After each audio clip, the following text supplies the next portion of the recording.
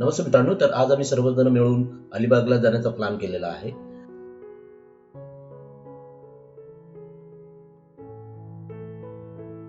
तर आता मी सकाळी चर्चगेटला जाण्यासाठी ट्रेन घेतली आहे.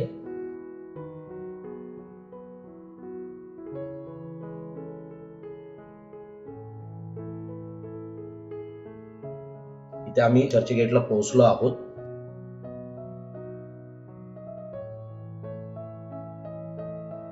बाहेर थोडासा नाश्ता करून आम्ही तिथूनच गेटवे ऑफ इंडियाला जाण्यासाठी बस घेतली.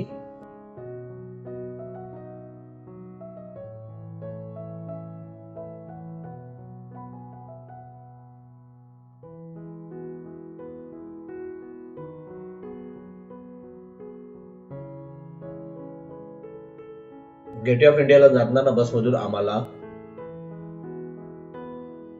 निष्ठा भवन,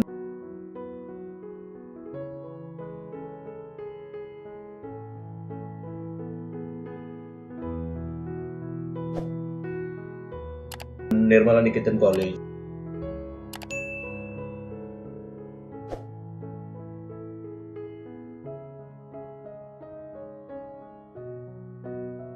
तसेच वरिष्ठ अभियंता असे मोठमोठे जे कार्यालय आहेत, कॉलेजेस आहेत, ते आम्हाला पाहायला भेटले.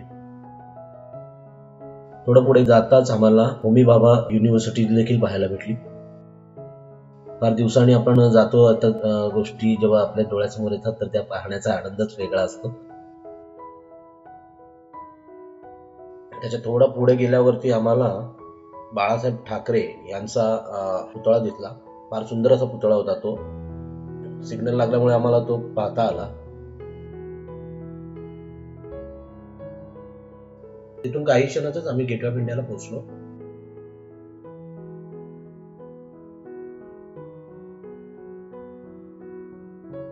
हे आपण पाहू शकता, ताज जुना आणि नवीन, आणि हा समोर आहे तो आपला गेटवे ऑफ इंडिया.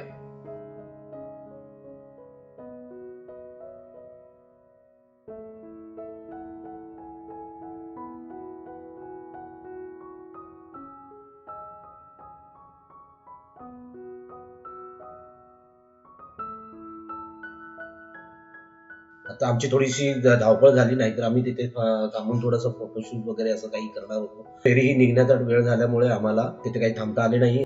सुंदर असं हे दृश्य आहे, ज्याच्यात ताज हॉटेल जे आहे आपलं ते आणि गेटवे ऑफ इंडिया हे आपण पाहू शकता.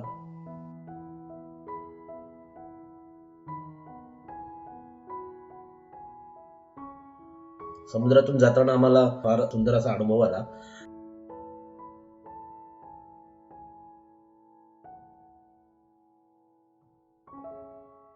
त्याच्यात हे जे सीगल आहेत, फार दिवसांनी पाहून फारच असं आनंदी वाटू लागलं.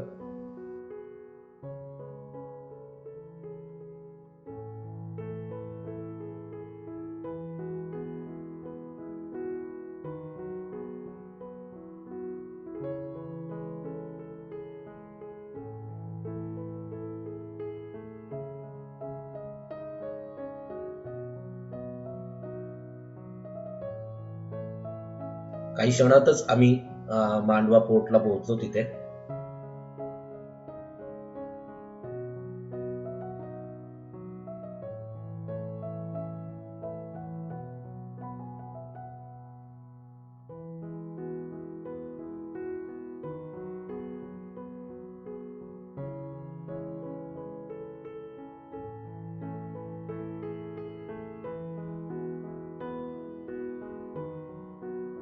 पहा, आता आपण ऑफिशियली अलिबागला पोहोचलो आहोत.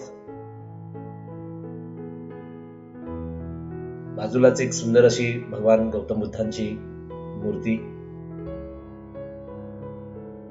आणि त्याच्या समोर हा पूर्ण परिसर आणि हा असा आमचा राहण्याचा स्पॉट जिथे आम्ही थांबणार होतो.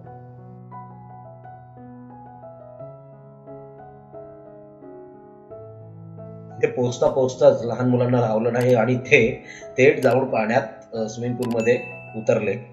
आता त्यांना पोहता पाहून आम्हालाही राहवलं नाही आणि आम्ही देखील त्यांच्यासोबत त्या पुलामध्ये उतरलो आणि मनसोक्त असा आनंद घेतला पाण्याचा, पोहण्याचा.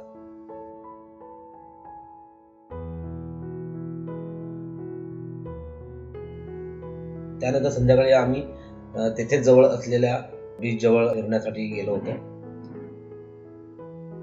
दिवस मावळत होता. वेगवेगळ्या राईड्स आणि हे सर्व पाहून बरं वाटलं, कारण भरपूर दिवस झाले लॉकडाऊन नंतर आम्ही कुठेही गेलो नव्हतो.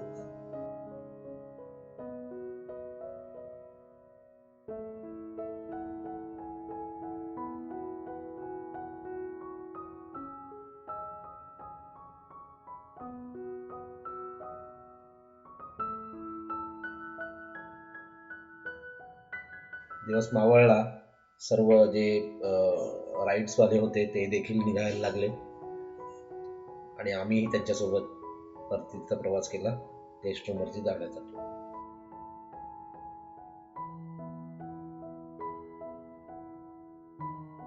तो सूर्यास्त हा पाहण्यासारखा होता. भरपूर मन भरून आले.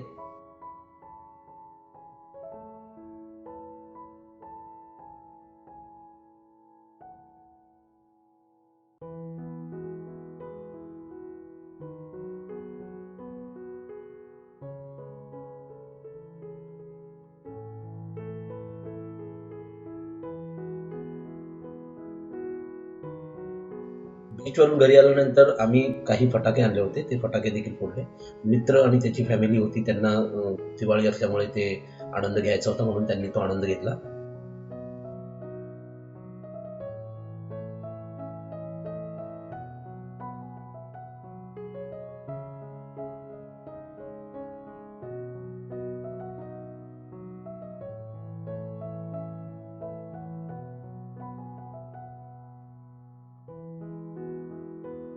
हे दृश्य जे आपण पाहताय ते मध्यरात्रीचं आहे.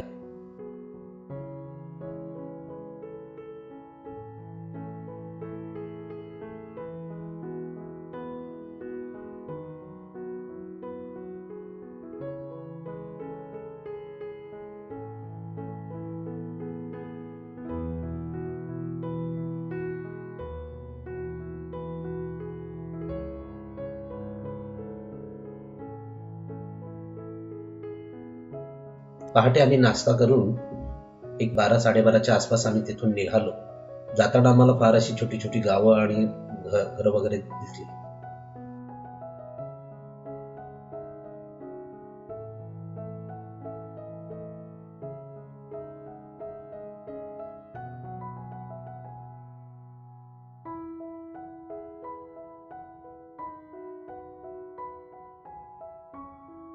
काही शहरातच आम्ही परत मांडवा पोर्टला आलो. तिथे फार अशा बोटी लागल्या होत्या. फार सुंदर असा व्ह्यू होता.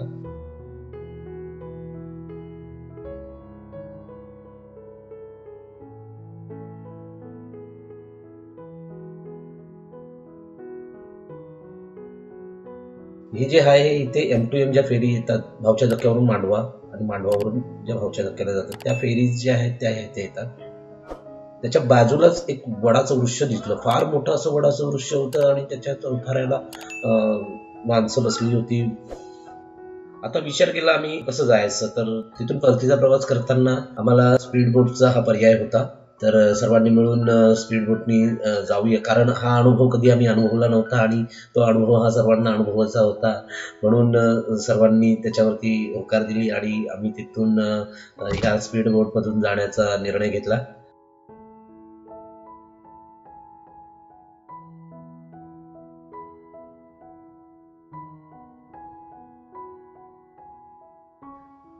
हे पहा, आता आम्ही स्पीड बोट घेतली आहे आणि ती स्पीड बोट ही मुंबईच्या दिशेला निघाली आहे. हे माझे मित्र आणि त्याची फॅमिली. सुंदर असा अनुभव होता.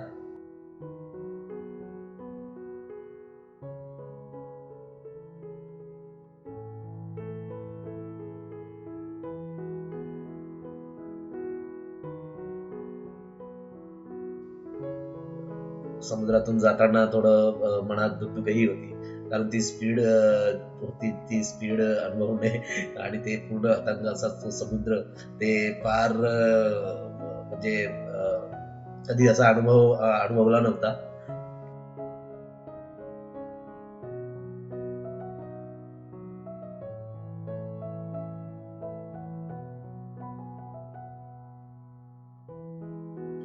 असे मोठे मोठे शिप्स देखील पाहायला भेटले आम्हाला.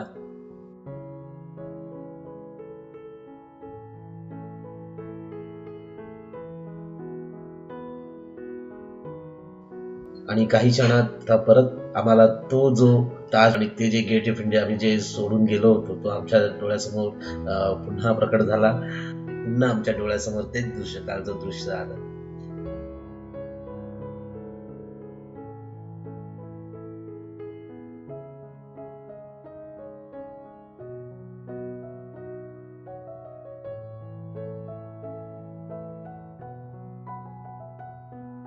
किती सुंदर हा व्ह्यू आहे बघा. सर्व बोटी लागल्या आहेत, आपण समुद्रामध्ये आहोत.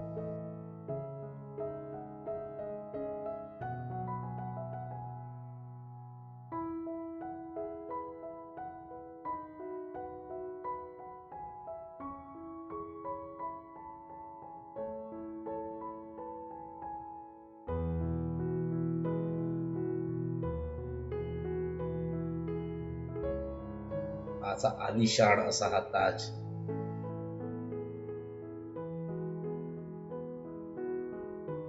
किती स्पीडने आम्ही आलो, म्हणजे एका तासाचा प्रवास आम्ही तो एक 20-25 मिनिटांमध्ये केला असेल. तिथे आम्हाला करण जोहर हा देखील आला होता. तो कदाचित तिथे जात होता मांडव्याला.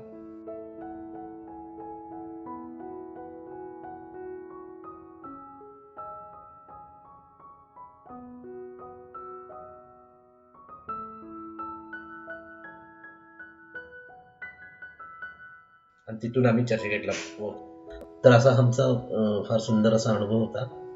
असेच नवीन नवीन व्हिडिओ पाहण्यासाठी आमच्या चॅनलला लाईक, शेअर आणि सबस्क्राईब करा. धन्यवाद.